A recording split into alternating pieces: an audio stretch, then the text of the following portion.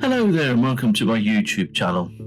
Today, I've been reflecting on some of my family history and essentially some of the history from round about the beginning of the First World War, when my grandfather enlisted in the Glamorgan Yeomanry.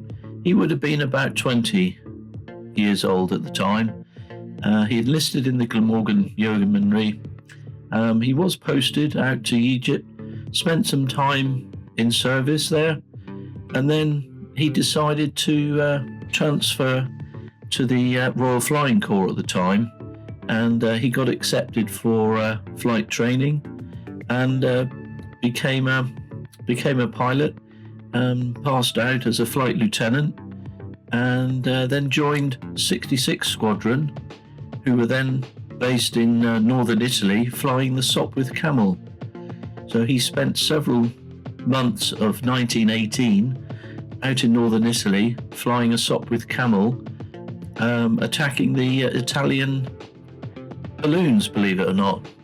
An interesting time, and this led me on to another short clip of a film that I found.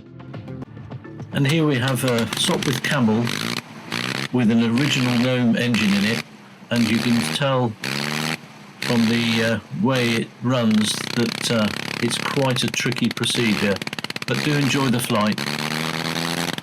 The early rotary aero engines were an early type of internal combustion engine designed with an odd number of cylinders in a radial configuration.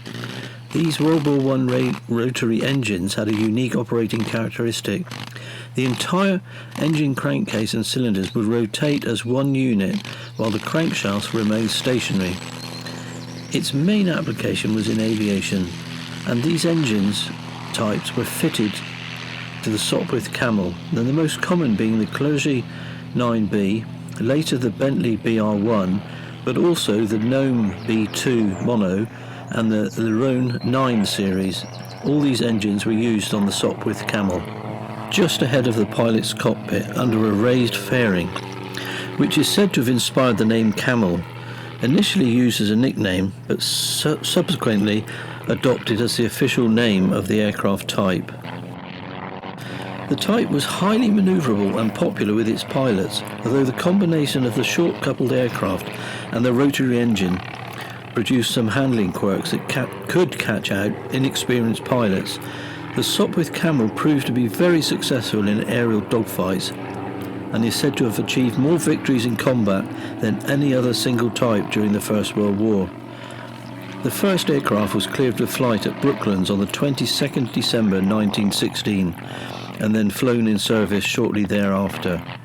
Sopwith Aviation only built around 10% of the total, which was around about 503, with Bolton & Paul Limited building 1,625 aircraft and Ruston Proctor & Co building 1,575, and these being the other major manufacturers of the Sopwith Camel. I really truly hope that you've enjoyed this brief look at the Sopwith Camel, the First World War biplane that my grandfather flew in northern Italy.